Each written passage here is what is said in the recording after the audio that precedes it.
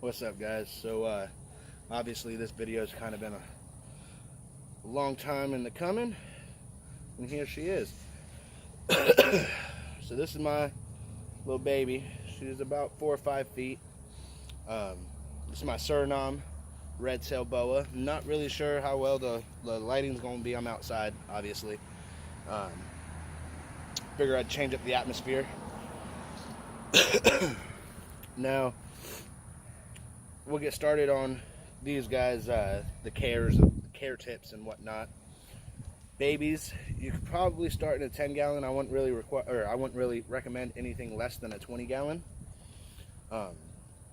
But you're gonna want to progress into building a cage or getting a cage built. These guys do get, depending on the locality or subspecies, these guys can get massive. This one here is a Suriname, so she'll get about 10 feet, maybe a little bit more. You want to have the temperatures at about 85 degrees for the ambient, and then on the hot spot, you want it to be about 95. Not too much more than that. She's real active. Obviously, these guys they're snakes, so they're just going to eat rodents. They're not going to eat insects. They're not going to eat grains or nothing like that. Surely rodents. Now, you can do, with most all snakes, you can do frozen thawed, pre-killed. I prefer live. And even though I have so many snakes, I have probably close to 80 snakes. What I do with them is feeding day, I'll drop one in and I'll watch that tote, that snake, until it actually gets the prey and starts eating on it, and then I'll go to the next one. So it's kind of like an all-day thing when feeding day rolls around. But that's the way I prefer to do it. Some people are different. You guys do not need UVB for them. They don't require it. Ooh, real pretty snake. The humidity, you want it about 40 to 60%. It's not too bad. And again, you know, it really depends on the locality, subspecies of the redtail. A true redtail BCC, boa constrictor, will be huge. There's plenty of BCIs, boa constrictor, I'm going to pronounce it wrong, boa constrictor imposter. That's what I call it. Now, they can look pretty close to identical, and a lot of people will sell you the BCIs as true redtails, and that's not the case. A true redtail is a massive snake. A true redtail can exceed lengths of 15 feet. But I'm going to put her up real quick so I can show you guys this big girl that I got. So,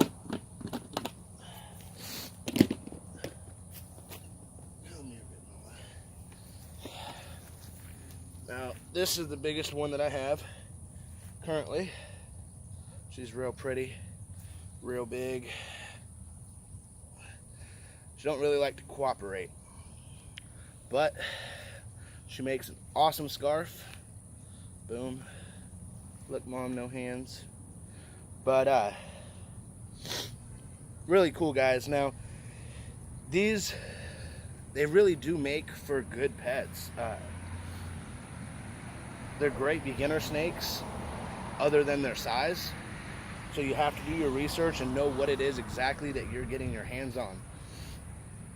I don't really have too much luck with BCIs. They're more aggressive, to me anyways. But these BCCs, you can get them to be puppy dog and not ever have to worry about it. That's what I recommend. Obviously, again, do your research. If you don't want a snake that's going to get 10 plus feet, do not get a redtail boa. Because even the BCCs, or sorry, the BCIs, they can still, some of them can still reach lengths of 10 feet. So you do want to do your research on what locality you're actually getting your hands on and how big how big they can get. And the care is really just for the wide spectrum of the red tails. Now, different localities might need different temperatures or different UVB, or not UVB, sorry, different humidity or whatnot. So you want to make sure you do extensive research. There's so many different types of red tails. You don't want to mess it up. These guys are great eaters. I've never had a problem with a red tail not eating. That's a lie. My Suriname, she's a little finicky. There'll be times where she won't take meals, and then times where she'll take it, you know, like there was no problem. But typically, the red tails, they are great eaters. Not really something that you have to worry about too much, but the beauty of these guys, they have a iridescent glow to them that really got me into them. And their size obviously is another thing, because it's not every day you get to see a 9-foot snake in someone's backyard, you know. But I like to show them off. That's a pretty big snake, don't you think? Now, I don't have my male out just because I really didn't want to have to take them all out here, bring them all out here, whatnot. But he is about between 7 and 7.5 feet right now. He can still get a little bit bigger, not too much, but these guys are awesome. They're real active. These are not really the chill with you type of snakes. Now, some of them will chill. They'll stay calm and just hang out. But typically, they like to move around. And in their setup, you gotta have something that they can climb on. You can't just do like with a ball python and have it flat. You have to have something where they can climb on. They do like to climb. These guys will obviously,